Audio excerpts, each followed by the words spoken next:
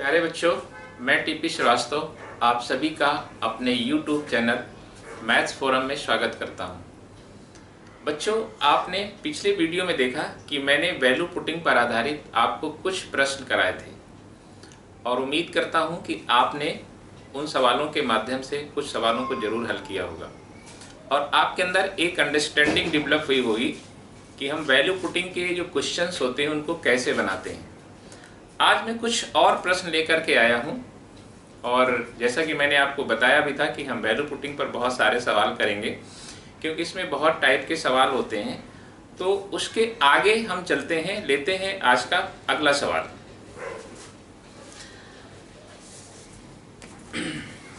बच्चों, आज का पहला सवाल है a square is equal to by plus c z और बी स्क्वायर बराबर c z plus a x और दिया है आपको सी स्क्वायर बराबर a x plus b y. ये आपको दिया गया है, आपसे पूछा गया है कि बताइए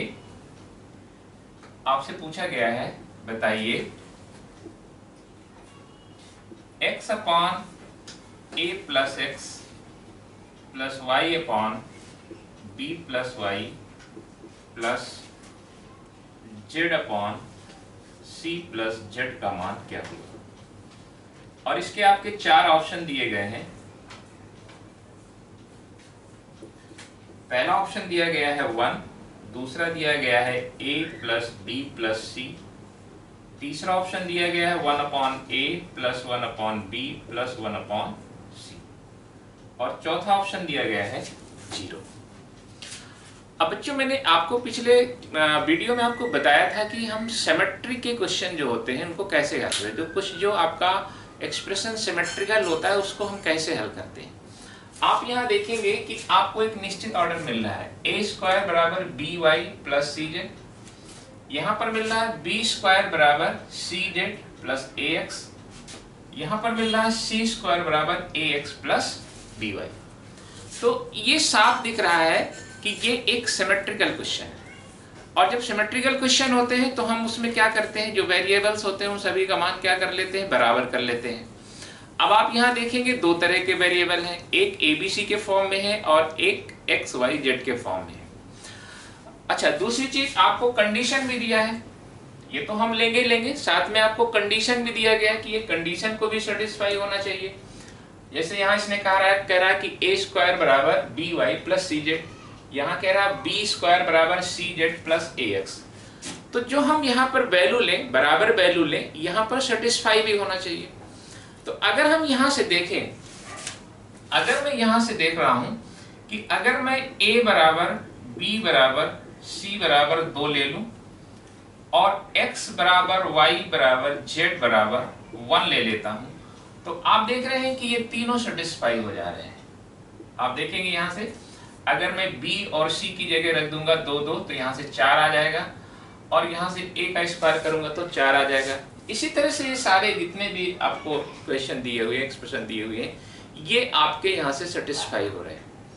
तो इसका मतलब ये हुआ कि मुझे सभी की वैल्यू मिल गई और अगर ये संतुष्ट हो रहा है, मैंने देखा कि ये एक्सप्रेशन जो लग रहा है आपको सिमेट्रिकल लग रहा है, क्योंकि आपको मैंने बताया था कि जब हम इनके वेरिएबल को अगर चेंज करें तो अगला एक्सप्रेशन मिल जाता है और बिल्कुल ये फॉलो भी कर रहा है उसको। तो आपने देखा कि जब हमने इसको फॉलो किया तो हमने ए बी सी को 2 ले लिया, एक्स वाई जेड को 1 ले लिया यहाँ। अब जब आप यहाँ पर वैल्यू पुट कर रहे हैं तो ये संतुष्ट भी कर रहा है, ये जो आपको कंडीशन दिया गया है ये बिल्कुल सेटिस्फाई भी हो रही है। अब हमको कुछ नहीं करना, अब हमको जो वैल्यू निकालना उसकी वैल्यू यहाँ पर रख देना है। तो आप यहाँ से देखेंगे कि अगर मैं यहाँ से x का मान कितना है 1 और a प्लस एक्स करूंगा तो यहाँ से 3 हो जाएगा, प्लस यहाँ से भी कितना हो जाएगा 3 हो जाएगा, यहाँ से भी कितना हो जाएगा 3 हो जाएगा और ये 3/3 हो जाएगा और आपको आंसर क्या मिल जाएगा 1 आ जाएगा। इसलिए आपका जो इसमें आंसर आएगा वो कौन सा हो जाएगा 1 आंसर आ जाएगा। अब देखिए बात उसकी है कि अगर हम इसको डिटेल मेथड से हल करते हैं तो डिटेल मेथड से मैंने आपको बताया कि अभी हम डिटेल मेथड नहीं कर रहे हैं, हम आपको वैल्यू पुटिंग पर आधारित बता रहे हैं। अदरवाइज अगर हमको डिटेल मेथड करना होता तो हम यहाँ पर ax जोड़ देते, इधर से ax जोड़ देते, फिर हम क्या करते हैं यहाँ से a कॉमन ले लेते हैं यहाँ से, तो आपको क्या मिल जाता है a प्लस x मिल जाता है यहाँ से। तो इस तरह से हमें डिटेल में नहीं जाना, डिटेल का जब हम बात करेंगे आगे के प्रश्नों में करेंगे डिटेल में कैसे हल करना है, क्योंकि यहाँ पर सर्वाधिक प्रश्न आपके पूछे जाते हैं, इसलिए मैंने आपको वैल्यू पुटिंग के आधारित जो प्रश्न है, और मैंने आपसे कहा था कि इस पर हम काफी ढेर सारे प्रश्नों को करेंगे, काफी प्रश्न है। तो लेते हैं अगला सवाल। तो बच्चों लेते हैं अगला सवाल। अगला सवाल है आपका b प्लस सी बराबर ax, c प्लस a बराबर by और a प्लस b बराबर cz। तो आपको बताना है 1/9 1/x plus 1 plus 1/y plus 1 plus 1/z plus 1 का मान आपको बताना है। अब आप यहां पर भी देख रहे हैं कि ये भी हमारा सिमेट्री का केस है।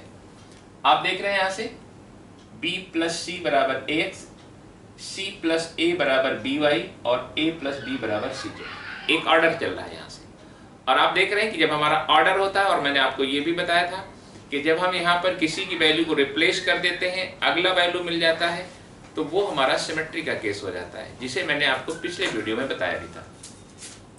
आप यहाँ पर देख रहे हैं कि ये पूरा हमारा सिमेट्रिकल का केस है, और जब सिमेट्री का हो जाता है तो हम सारे जो वेरिएबल्स होते हैं उनकी वैल्यू क्या करते हैं, बराबर कर देते हैं। अब आप देखिए यहाँ से ABC है, हम सभी का मान क्या कर लेते हैं, 1 ले लेते हैं, या ABC का मान A ले लेते हैं, कुछ भी ले लेते हैं। तो हम यहाँ से आप देखेंगे, अब हम यहाँ पर क्या करेंगे,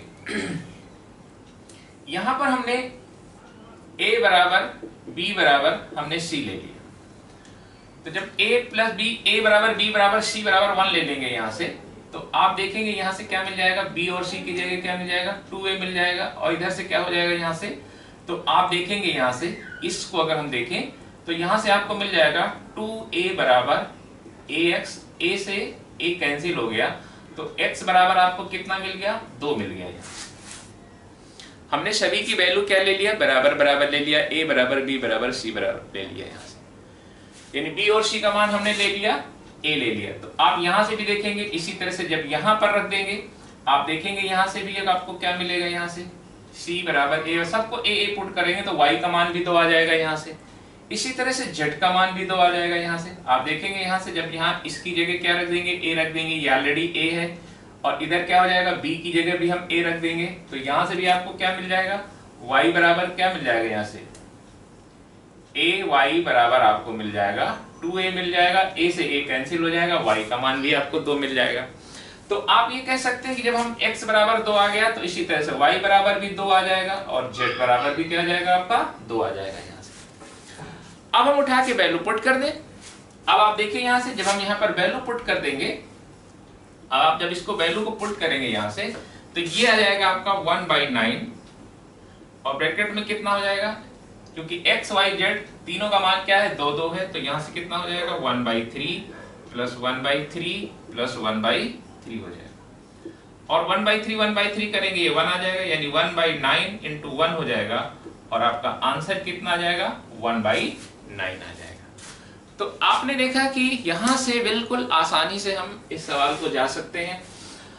अगर आप इस तरह से नहीं जाएंगे तो फिर आपको क्या करना पड़ेगा, डिटेल मेथड में जाने के लिए आपको यहाँ पर a का जोड़ना पड़ेगा, तो इधर a प्लस बी प्लस सी हो जाता है, यहाँ से ax प्लस a होता है, फिर आप a कॉमन लेते और उस तरह से जाते, डिटेल मेथड हो जाता है आपका यहाँ से।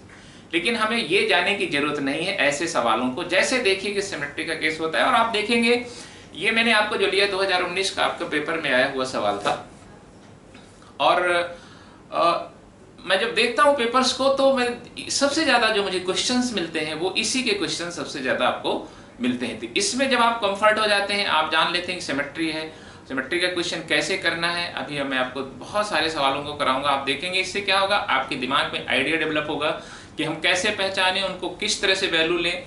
और जैसा कि मैंने पिछले वीडियो में भी आपको कुछ क्वेश्चंस बताए थे, वहां से भी आपके दिमाग में बहुत सारी बातें आई होंगी कि हम किस तरह से वैल्यू को लें, कैसे हमारा डिनोमिनेटर 0 नहीं होना चाहिए। ये सारी चीजें मैंने आपको रूल्स भी साइड्स में दिया था कि आप रूल्स को भी देखें, रूल्स के आधार पर आपके सारी दिमाग में बातें होना चाहिए। तो लेते हैं बच्चों अगला प्रश्न लेते हैं।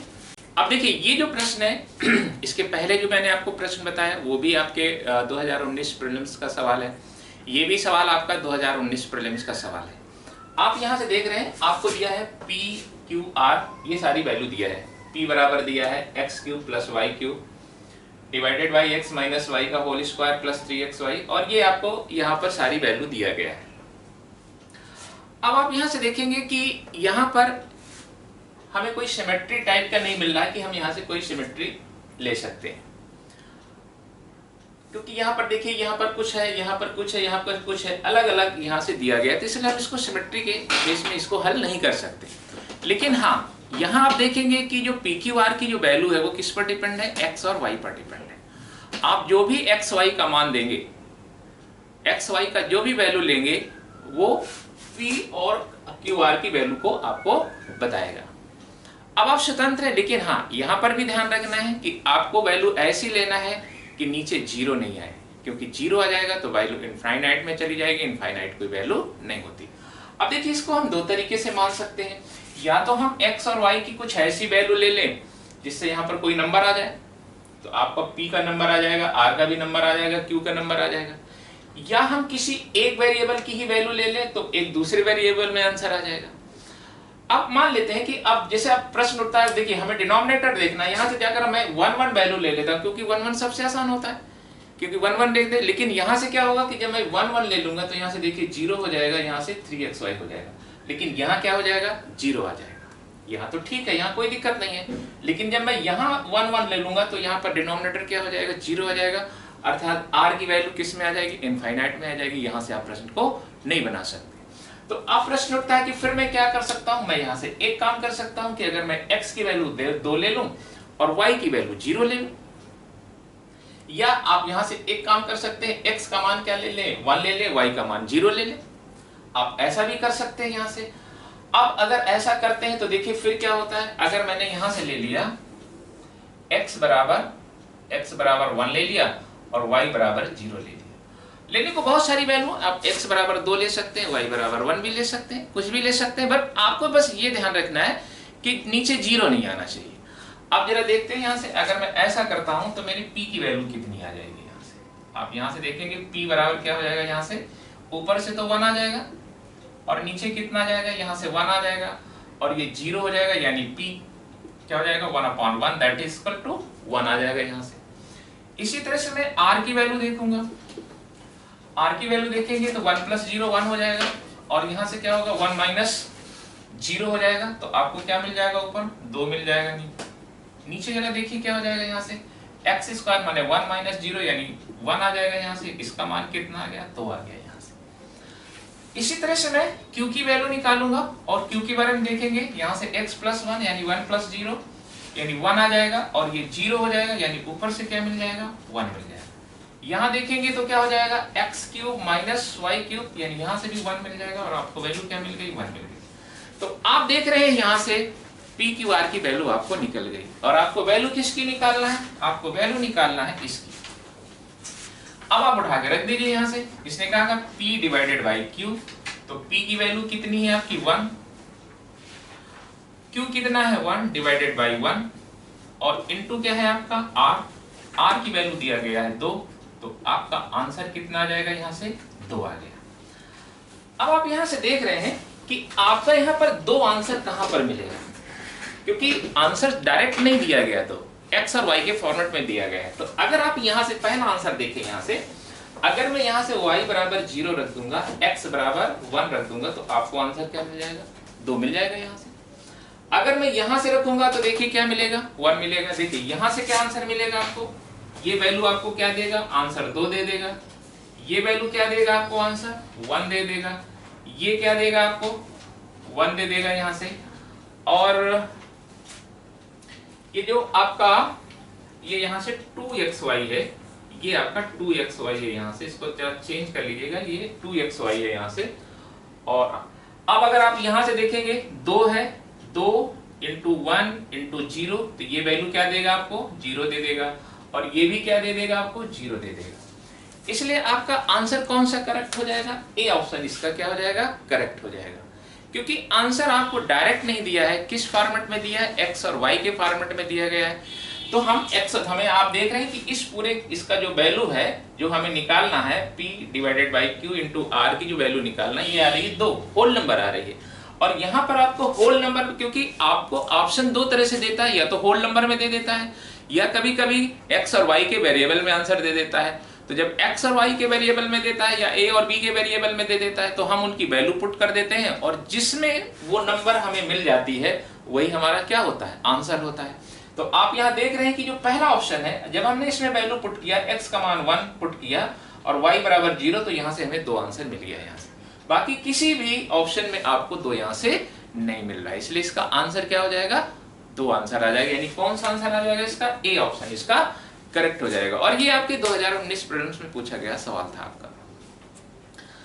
तो अब लेते हैं इसका अगला प्रश्न। तो बच्चों ये है आपका अगला प्रश्न। अब आप जरा देखिए, इसमें आपको दिया गया है x के पावर 2a, y के पावर 2b और z के पावर 2c, और कह रहा है कि जिसके मान है वो 0 नहीं, that is equal to not 0। और एक और बात उसने कहा कि जो x है, x स्क्वायर है, वो किसके बराबर है, y और z के बराबर है। अब देखिए अगर हम यहां से x y z, देखिए दो तरीके हैं, या तो हम इसको घातांक के नियम से लगाएं, लेकिन हम यहाँ इसको घातांक से लेकर के नहीं निकालेंगे, बल्कि हम वैल्यू पुटिंग के आधार पर इसको निकालेंगे कि कैसे हम निकालेंगे। अभी मैं आपको इस टाइप के कुछ और क्वेश्चन करा दूंगा, आप देखेंगे। और ऐसे बहुत सारे प्रश्न भी आपके पूछे गए, ये भी आपका 2019 में पूछा गया प्रश्न है।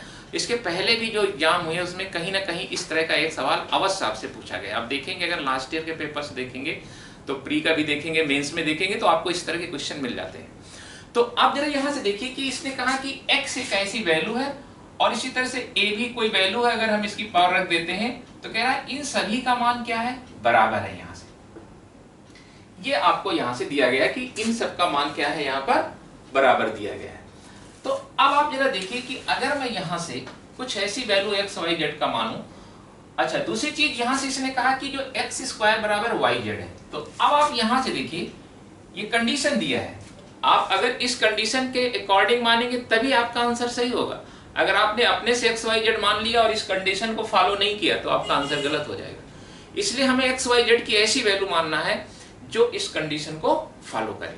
तो अब आप यहां से जरा देखिए कि अगर मैं यहां से x को 16 ले, x बराबर 4 ले लेता हूं, x बराबर कितना ले लेता हूं, 4 ले लेता हूं, और y और इंटू z, ये क्या ले लिया, 8 ले लिया, और इसको क्या ले लिया, 2 ले लिया यहां से।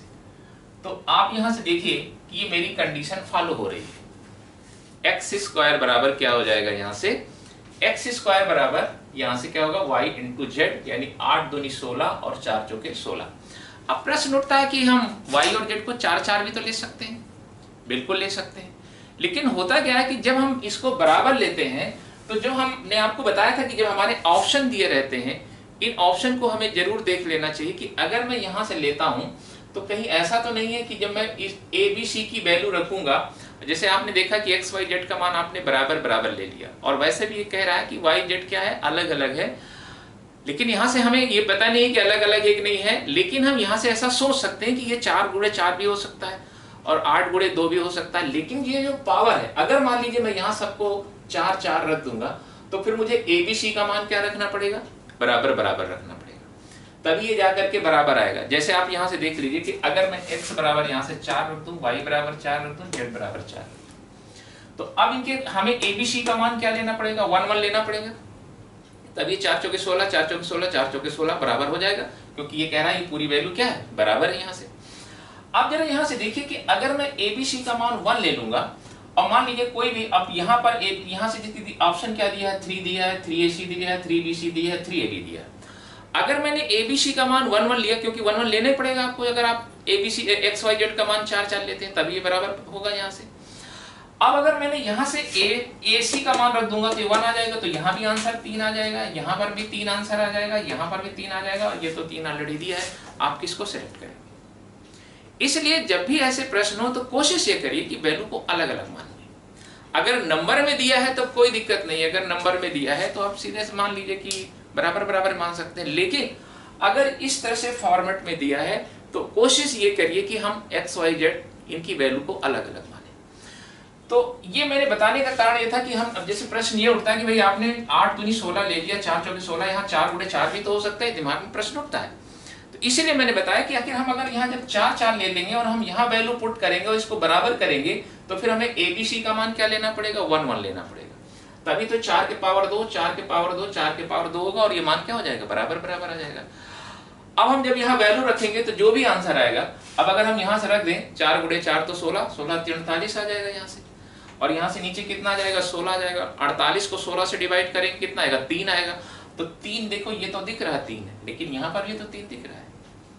यहाँ A और C का मान क्या होगा, 1 होगा, तो यहाँ से वैल्यू 3 आएगी, यहाँ से 3 आएगी, यहाँ से 3 आएगी। हम ऑप्शन नहीं चूज कर सकते कि कौन सा आंसर करेक्ट होगा, इसलिए हम हमेशा वैल्यू क्या करें, अलग अलग वैल्यू को सेट करें। अब जरा आप यहाँ से देखिए, अब अगर हम यहाँ से ले लेते हैं तो और हम यहाँ पर वैल्यू पुट कर देते हैं, तो अब जरा देखिए, अगर मैं x की वैल्यू यहाँ से रखूंगा 4, तो यहाँ 4 यहाँ से 2a हो जाएगा यहाँ से। अब मैं यहाँ से इसको लेता हूँ 4 के पावर 2a बराबर 8 के पावर 2b बराबर 2 के पावर 2c। अब मुझे इसे बराबर करना है, इसको मुझे क्या करना है, बराबर करना है।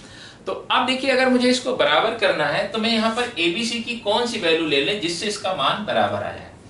अब आप देखिए, हमारे पास बहुत सारे तरीके हो सकते हैं। जैसे 64 एक नंबर होती है, अगर मैं यहाँ से B के पावर कितना कर दूं B के यानी 8 के पावर कितना कर दूं, 2 कर दूं, तो 64 आ जाएगा। और ये 2 कब होगा, जब मैं B बराबर क्या ले लूंगा, यहाँ से 1 ले लूंगा। इसी तरह से आप यहाँ देख रहे हैं 2 के पावर 2c है, और 2 के पावर कितना होता है 64 लाने के लिए, जब ऊपर पावर होती है 6, तो यहाँ पर मुझे C बराबर क्या लेना पड़ेगा, 3 लेना पड़ेगा। और यहाँ से देखिए, अगर मुझे 64 लाना है तो आप देखिए यहाँ से 4 चौके 16 चौके 64, 4 चौके 16 चौके 64 लाना है यहाँ से, तो मुझे 4 के पावर कितना लाना पड़ेगा, आप यहाँ से देख सकते हैं, यहाँ पर मुझे A की वैल्यू रखना पड़ेगा। 4 चौके 16 चौके 64, यानी मुझे यहाँ पर 3 लाना पड़ेगा यहाँ से। तो 3 लाना है तो फिर मुझे 3/2 का गुणा करना पड़ेगा। तो इस तरह से आप एक तरह से ऐसा भी सोच सकते हैं। दूसरा तरीका क्या है कि अगर मुझे यहाँ से बराबर बराबर वैल्यू लाना है, तो अगर मैं यहाँ से 2 ले आऊं, यहाँ से 2 ले आऊं, यहाँ से भी 2 ले आऊं। ये मैं आपको इसलिए बता रहा हूँ क्योंकि दिमाग ऐसा नहीं है, क्योंकि बहुत सारे स्टूडेंट ऐसे होते हैं जिनके दिमाग में आता कि कोई जरूरी कि हम 64 लाएं। आप कोई जरूरी नहीं कि आप 64 लाएं, वो तो आप जितना जल्दी जहां जैसे सोच सकते हैं जो आपके लिए कंफर्टेबल हो।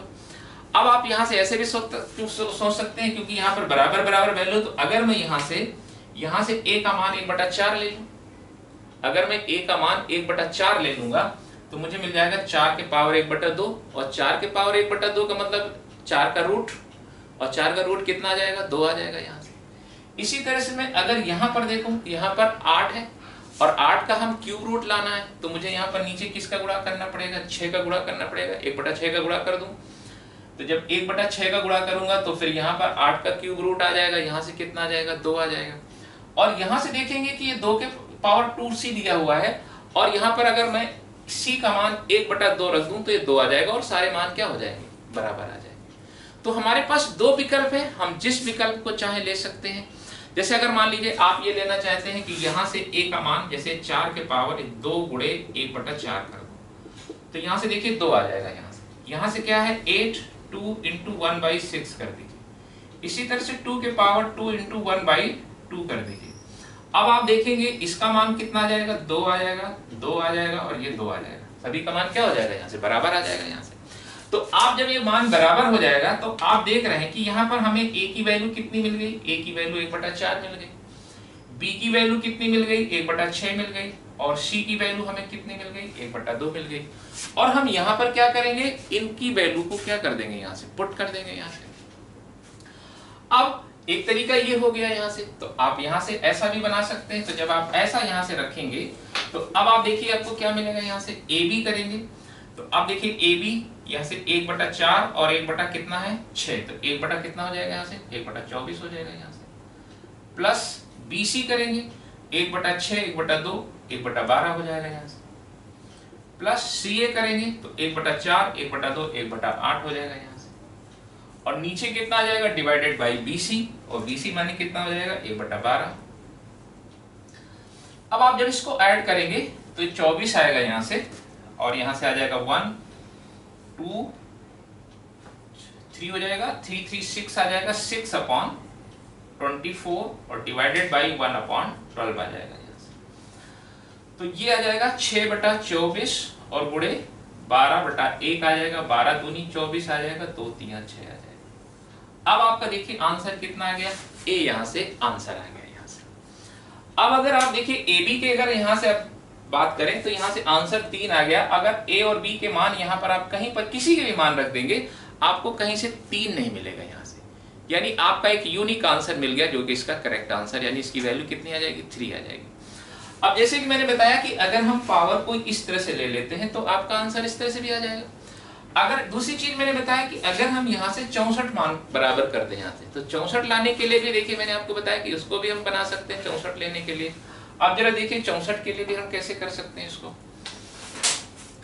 तो अब देखिए अगर मुझे यहाँ से 64 लाना है तो देखिए फिर मैं 64 के लिए क्या करूंगा, यहाँ से 64 के लिए क्या करूंगा।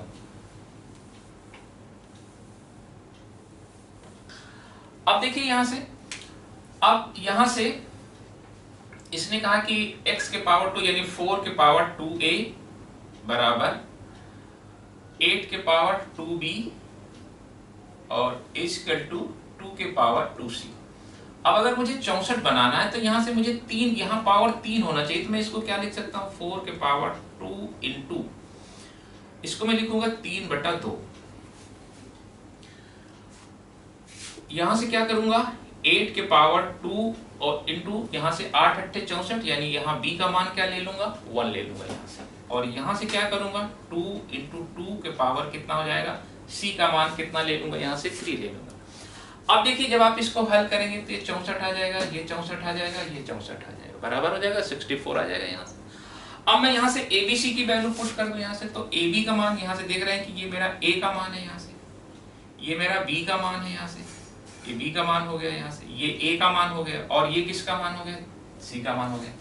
अब जरा आप यहाँ वैल्यू पुट कर दीजिए यहाँ से, देखिए AB माने 3/2 और यहाँ से आप देख रहे हैं B का मान कितना है, 1 है, यानी यहाँ से 3/2 आ जाएगा यहाँ से।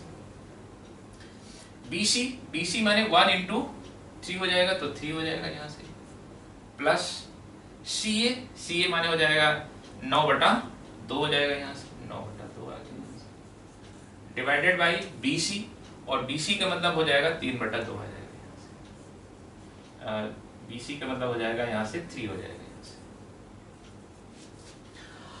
अब जरा देखिए यहाँ से अब अगर मैं इसको हल करूंगा, 9/2 ये है, 3/2 ये है, तो 9 3 12, 12/2 यानी 6 आ गया, और 6 और 3 कितना हो गया, 9। आप देखिए 9/2 ये है, 3/2 ये है, जोड़ेंगे तो कितना हो जाएगा, 9 3 12/2 यानी कितना आ जाएगा, 6 आ जाएगा, 6 3 9, और 9 को जब हम 3 से डिवाइड करेंगे आंसर कितना आ जाएगा आपका, 3 आ जाएगा। तो आपने देखा कि ये आप पर डिपेंड करता है कि हम वैल्यू को कौन सी वैल्यू लेते हैं, जो आपके लिए कंफर्टेबल हो, जो आपके लिए सुटेबल हो, जो आपके दिमाग में जल्दी रिफ्लेक्ट कर जाए, उस वैल्यू को हमें लेकर के इसको बना लेना है यहाँ से। और दूसरा तरीका ये है कि हम फिर इसके इंडेक्स के रूल लगाएं, लेकिन हम यहाँ पर अलजेब्रा के सवाल कर रहे हैं, वैल्यू पुटिंग पर आधारित सवाल कर रहे हैं। आप देख रहे हैं कि हमें यहाँ पर कुछ ऐसी वैल्यू ले लेना है जिससे ये बराबर आ जाए। और दूसरी चीज ये दिया, आपको कंडीशन दिया है, आपको जो वैल्यू लेना है XYZ की वो हमेशा इस कंडीशन के अकॉर्डिंग लेना। अगर आप कंडीशन के अकॉर्डिंग नहीं लेंगे आपका आंसर गलत हो जाएगा। तो आपने देखा मैंने कंडीशन के अकॉर्डिंग लिया कि अगर मैंने यहाँ x बराबर 4 लिया तो YZ बराबर मैंने 8 दूनी 16 लिया। 4 क्यों नहीं लिया ये बात भी मैंने आपको बता दिया। अब प्रश्न ये उठता है कि मुझे कैसे पता कि मुझे 4 लेना है, 8 लेना है। आप कोशिश करिए कि हमेशा डिफरेंट वैल्यू लीजिए अगर आप नहीं समझ पा रहे हैं, लेकिन जैसे जैसे आप जब सवाल करते जाएंगे ऑटोमेटिक दिमाग में आ जाता है, क्योंकि जब हम बराबर वैल्यू लेते हैं तो ये हमेशा अक्सर कभी कभी बहुत सारे ऑप्शन ऐसे आ जाते हैं, खासतौर से जब इस तरह से ऑप्शन दिए हों जो वेरिएबल और नंबर दोनों में दिए हों। आप देख रहे हैं एक नंबर में दिया है, दूसरा वेरिएबल के साथ नंबर दिया गया है। तो जब ऐसे केसेस आए तो हमेशा क्या करिए, आप उसको अलग अलग नंबर ले लीजिए। और अगर यहाँ से नंबर दिया है तो कोई दिक्कत नहीं होती, वहां पर नंबर फिर कोई दूसरी नंबर दिया होता है तो हमारा सीधा 3 आंसर आ जाता, हमें दूसरे को टिक करने की जरूरत ही नहीं पड़ती। इसलिए ये धीरे धीरे जैसे जैसे आप सवालों को लगाएंगे आपके दिमाग में खुद ये रिफ्लेक्ट होगा क्योंकि अभी मैं यहाँ पर आपको जो बता रहा हूँ तो आप ये कह सकते हैं कि आपने चूंकि हल किया इसलिए आपको ये पता है, लेकिन आपको भी ये जानकारी ऑटोमेटिक होगी जैसे जैसे आप सवालों को हल करेंगे। जितना ज़्यादा से ज़्यादा सवाल हल करेंगे अपने आप दिमाग में रिफ्लेक्ट आ जाएगा, क्योंकि जब हम बहुत सारे सवालों को कर लेते हैं तो ये बातें अपने आप दिमाग में आना शुरू हो जाती है। अब देखिए इसी टाइप का कुछ एक और हम सवाल लेने जा रहे हैं। ये भी आपका देखिए ये भी सवाल आपके 2019 का पूछा गया सवाल है, और मैं आपको अगला सवाल भी इसी टाइप का कुछ लेने जा रहा हूँ। तो बच्चों देखिए लेते हैं इसका अगला सवाल। अब आप जरा देखिए यहाँ से, ये भी कुछ प्रश्न उसी तरह का दिया हुआ है। यहाँ पर भी देखिए इसने कहा कि एक्स वाई इनका मान यहाँ से 2 के पावर x, y के पावर 4 के पावर y, 8 के पावर z, इसका मान बराबर है। वहां पर आपको जो बेस था उसकी भी वैल्यू नहीं दिया था, ना तो घात की वैल्यू दिया था, इंडेक्स की वैल्यू भी नहीं दिया हुआ था। यहाँ पर उसने बेस की वैल्यू दे रखा है। अच्छा एक चीज और यहाँ पर देखिए, जैसे वहां पर उसने कहा था कि x स्क्वायर बराबर वाई जेड, यहाँ पर उसने एक कंडीशन क्या रख दे दिया है कि एक्स वाई जेड का मान कितना होना चाहिए, 288 होना चाहिए। यहाँ पर भी कंडीशन है, क्योंकि जब तक ये कंडीशन सेटिस्फाई नहीं होगी तब तक हम इसका मान अगर कुछ रखेंगे वैल्यू तो हमारा आंसर बिल्कुल गलत हो जाएगा। यानी हमें एक्स वाई जेड यहाँ से इन ऐसी वैल्यू लेना है जिनका गुणनफल 288 होना ही चाहिए। अगर हम इसको 288 के बराबर नहीं लेंगे, जैसे मैं आपको यहाँ देखते हैं हम लोग, जैसे आप यहाँ से देखें कि 2 के पावर x, 4 के पावर y, 8 के पावर z। अब यहाँ पर भी देखिए मैं 64 ले सकता हूँ, 64 ले सकता हूँ, या इनकी वैल्यू को फ्रैक्शन में ले सकता हूँ। यहाँ अगर मैं z बराबर 1/3 ले लूँ तो देखिए यहाँ से कितना आ जाएगा, 2 आ जाएगा। यहाँ अगर मैं y बराबर 1/2 ले लूंगा तो फिर मुझे क्या मिल जाएगा, 2 मिल जाएगा। और x बराबर 1 ले लूंगा तो भी मुझे 2 मिल जाएगा, यानी ये बराबर हो गया। यहाँ से ये तीनों क्या हो जाएंगे, बराबर हो जाएंगे। एक तो ये तरीका, यानी यहाँ मुझे एक्स वाई जेड किस में मिल जाएगा, फ्रैक्शन में मिल जाएगा, और मैं फ्रैक्शन को प्रेफर नहीं करूंगा। अब मैं इसके होल नंबर को प्रेफर करूंगा। तो होल नंबर देखिए इसमें कब आएगा। अब देखिए ये भी सवाल आपका आया हुआ सवाल है, आपके एसएससी एग्जाम में पूछा गया सवाल है। अब यहाँ से मैं एक्स वाई जेड की होल नंबर में लूंगा तो फिर मुझे इसका मान क्या लेना पड़ेगा, 64 लेना पड़ेगा। 8 अट्ठे 64, 4 चौके 16 चौके 64, और यहाँ 2 के पावर 6 लेना पड़ेगा तो 64 आ जाएगा। तो अब आप जरा देखिए यहाँ से, अगर मैं यहाँ से देखता हूं तो अब मैं अगर 2 के पावर 6 कर दूं बराबर 4 के पावर 3 कर दूं और यहाँ से 8 के पावर 2 कर दूं तो मुझे एक्स वाई जेड की वैल्यू मिल जाएगी। तो आप यहाँ से देख रहे हैं ये वैल्यू किसकी हो गई, एक्स की वैल्यू हो गई, ये वैल्यू किसकी हो गई, वाई की वैल्यू हो गई, ये वैल्यू किसकी हो गई, जेड की वैल्यू हो गई। लेकिन अब देखिए ये मान बराबर हो रहा है। यहाँ से 2 के पावर 6 कितना होगा, 64 होगा, 4 के पावर 3 कितना होगा, 64 होगा, 8 के पावर 2 कितना होगा, 64 होगा। लेकिन अब देखिए बराबर तो हो रहा है, लेकिन ये कंडीशन सेटिस्फाई नहीं हो रही। इसने कहा कि इन तीनों का गुणनफल 288 होना चाहिए। अब देखिए क्या अगर हम यहाँ से 6 गुणे 3 गुणे 2 करेंगे तो क्या ये 288 मिलेगा, बिल्कुल नहीं मिलेगा यहाँ से, इसलिए हम ये मान को नहीं लेंगे। तो अब प्रश्न उठता फिर क्या करें, जब ऐसा आ जाए और ना हो तो फिर ये जो पावर दिए रहते इसको जस्ट डबल कर दो। अब हम ये 6 की जगह क्या कर दें, 12 कर दें, 3 की जगह क्या कर दें, 6 कर दें, और 2 की जगह क्या कर दें, 4 कर दें। अब देखिए अब आपका ये 288 आ जाएगा। यहाँ से 12 छंग 72 गुणे 4, और ये हो जाएगा 4 दूनी 8, 4 सत्ते 28, 288। अब प्रश्न उठता है अगर यहाँ पर भी नहीं होता, यहाँ पर भी नहीं होता तो इस वैल्यू को हम 3 गुना कर देते, इस वैल्यू को भी 3 गुना कर देते, और इस वैल्यू को भी 3 टाइम कर देते। और ऐसा हम तब तक करते हैं जब तक कि ये किसकी कंडीशन, ये कंडीशन को सेटिस्फाई ना कर जाए। अब आप देख रहे हैं जैसे हमने इसमें डबल किया, ये कंडीशन क्या हो गई, सेटिस्फाई हो गई। तो अब हमारी जो एक्स वाई जेड की वैल्यू हम इसको नहीं लेंगे, क्योंकि ये हमारी कंडीशन को सेटिस्फाई नहीं कर रही है। कौन सी कंडीशन सेटिस्फाई कर रही है, एक्स के पावर 12, 2 के पावर 12, 4 के पावर 6 और 8 के पावर 4। यानी यहां से आपको जो एक्स वाई जेड की वैल्यू मिल गई वो कितनी मिल गई, यहां से 12, 6 और 4। अब हम यहां से उठा करके रख देंगे यहाँ से। तो अब आप जरा देखिए यहाँ से जब हम इसको रखेंगे तो ये कितना हो जाएगा, x का मान आपने 12 लिया तो 12 दूनी कितना हो जाएगा, 1/24। y का मान यहाँ से कितना है, 6 है, और यहाँ से 6 चौके 24, प्लस z का मान आपने 4 लिया, 8 चौके 32 हो जाएगा यहाँ से। अब हम यहाँ से इसका एलसीएम ले लेंगे, 32 दिया 96, 24 चौके 96 हो जाएगा, यहाँ से 96 आ जाएगा। यहाँ से 24 चौके 96, यहाँ से 4 और 3 आ जाएगा, 4 4 8 3, 11 बटा कितना आ जाएगा 96 आ जाएगा। और 11 बटा 96 यानी आपका कौन सा ऑप्शन करेक्ट होगा यहाँ से, बी ऑप्शन यहाँ से करेक्ट हो जाएगा। तो आपने देखा कि कंडीशन को सेटिस्फाई करना बहुत जरूरी। यहाँ से हम वैल्यू ऐसी ले लेते हैं कि ये बराबर हो जाए। यहाँ से यहाँ पर दे रखा है कि हमारा जो बेस है उसने ऑलरेडी बता दिया, पिछले वाले प्रश्न में उसने बेस को नहीं बताया था कि हमारा बेस क्या है, यहाँ पर बेस बता दिया, वहां पर हमने बेस और पावर दोनों को ले लिया जिससे वो बराबर हो जाए। और बराबर के साथ साथ हमें कंडीशन को भी क्या करना है, फुलफिल करना है। तो बच्चों लेते हैं इसका अगला सवाल लेते हैं। तो बच्चों लेते हैं अगला सवाल।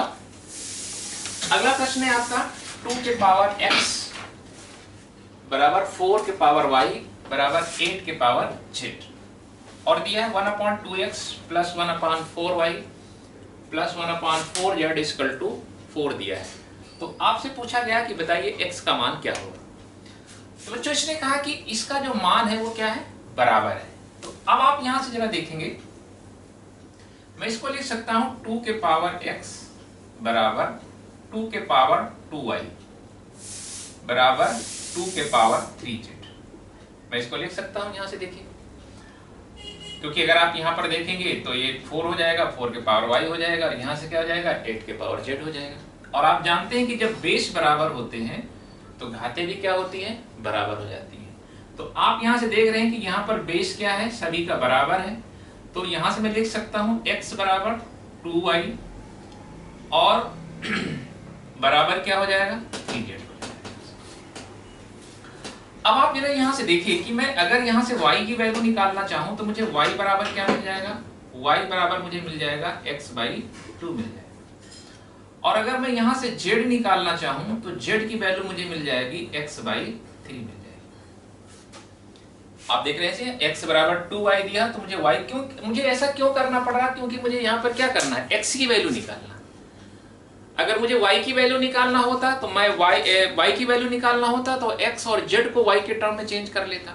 तो आप यहां से देख रहे हैं कि मैंने यहां से y की वैल्यू निकाल लिया x के टर्म में, z की वैल्यू भी हमने x के टर्म में निकाल लिया।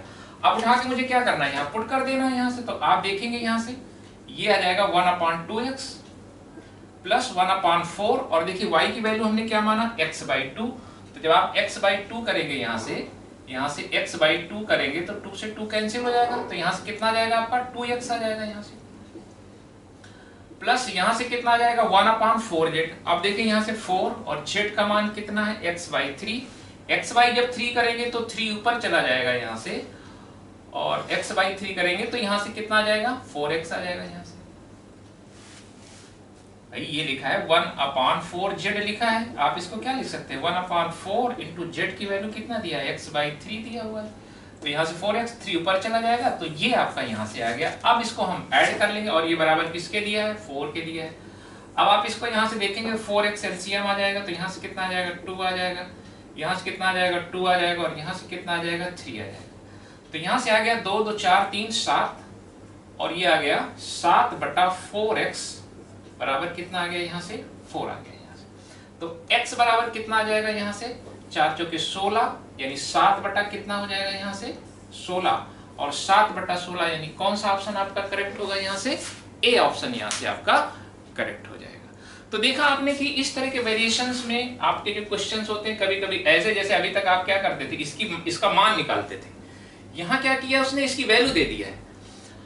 अब यहाँ से वैल्यू पुट करके हम क्या करते थे, पहले x y z की वैल्यू रख देते थे, हमारा आंसर आ जाता था। यहाँ इसने क्या किया, इसने पूछ लिया x का मान क्या होगा, क्योंकि यहाँ से अब आप प्रश्न ये उठता है कि अगर हम यहाँ से बराबर कर देते, यहाँ वैल्यू पुट करते, तो यहाँ वैल्यू पुट करने में कोई जरूरी नहीं कि 4 किस पर आ जाता है। इसलिए हमने यहाँ से क्या किया कि यहाँ से हमने y और z की वैल्यू x के टर्म में निकाल लिया, यहाँ से y और z की वैल्यू x के टर्म में निकाल लिया, और यहाँ से वैल्यू पुट कर दिया यहाँ से, तो हमें x की वैल्यू क्या आ जाएगी यहाँ से मिल जाएगी। आप देखेंगे कुछ इसी टाइप के और भी क्यूबिक फॉर्म में भी आपके बहुत सारे इस तरह के सवाल पूछे गए हैं, जिनको मैं अगले वीडियो में डिस्कस करूंगा। और आप देखेंगे इससे आपको बहुत सारा कॉन्सेप्ट मिलता है कि देखिए वेरिएशंस होते हैं। आपने देखा मैंने आपको पहले क्वेश्चन वेरिएशन बताया, जब मैं अगला वीडियो बनाऊंगा उसमें भी कुछ इसी तरह के मैं पावर्स के सवाल लूंगा, जिसमें अलग टाइप का थोड़ा वेरिएशंस होंगे। और जब हम इतने सारे सवालों को कर लेते हैं तो हमारे दिमाग में ऑटोमेटिक बहुत सारी बातें, बहुत सारे विचार चलने लगते हैं, और जैसे जैसे प्रैक्टिस करेंगे वैसे वैसे आपके दिमाग में रिफ्लेक्शन होता चला जाएगा। और आप इसके बढ़िया से नोट्स बनाइएगा, क्योंकि ये जो सवाल है, मैं आपको जितने भी सवाल कराऊंगा इनसे एक भी सवाल आपका बाहर नहीं जाएगा। जब आप पेपर देंगे तब आपको खुद पता चलेगा, क्योंकि मैं आपको एक सिस्टमेटिक ढंग से क्वेश्चन बना रहा हूँ कि आपके जो सवाल हैं वेरिएशन से कैसे, इस टाइप के वेरिएशन तो इसमें कितने तरह के वेरिएशन हो सकते हैं, उन सवालों पर हम आपको क्वेश्चंस निकालते हैं, देखते हैं, आए हुए सवालों को ज़्यादातर शामिल करते हैं और बहुत सारे नए सवालों को भी शामिल करते हैं, जिससे आपकी ज़्यादा से ज़्यादा अंडरस्टैंडिंग बढ़ सके। तो बच्चों मिलते हैं अगले वीडियो के लिए, तब तक के लिए बहुत बहुत धन्यवाद।